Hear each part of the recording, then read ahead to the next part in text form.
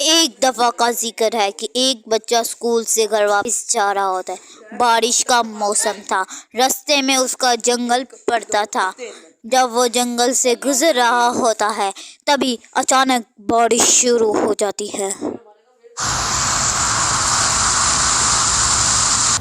وہ بچہ سوچتا ہے بارش بہت زیادہ ہو رہی ہے، مجھے اس پیڑ کے نیچے جانا ہوگا تاکہ میں بچ سکوں بھیگنے سے۔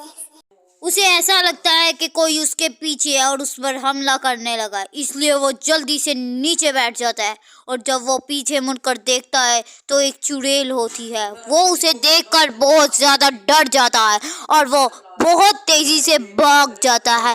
وہ بھیگ جاتا ہے اور پوری طرح سے اس کی حالت خراب ہو چکی ہے۔ جیسے ہی وہ اپنے گھر میں پہنچتا ہے تب بھی وہ جا کر گر جاتا ہے۔ جب اس کی امی اس کی آواز سنتی ہیں تو وہ دوڑی دوڑی آتی ہیں اور اس سے پوچھتی ہیں کہ وہ کیوں ایسے گرا، تو وہ بتاتا ہے سارا ماجرا۔ تو اس کی امی جان اس کے ابا جان کو یہ سارا ماجرا بتاتی ہیں۔ اس کے ابا جان ایک عالم کو جانتے تھے، وہ اس عالم کو لے کر اس جگہ چلے جاتے ہیں جہاں پر اس بچے نے اس چڑیل کو دیکھا تھا۔ وہ عالم کچھ پڑھنے لگ پڑتا ہے۔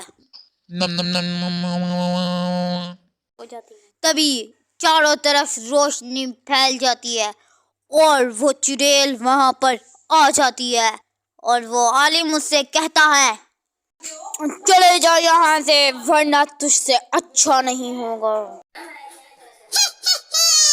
میں نہیں جاؤں گی، تو کیا کر لے گا؟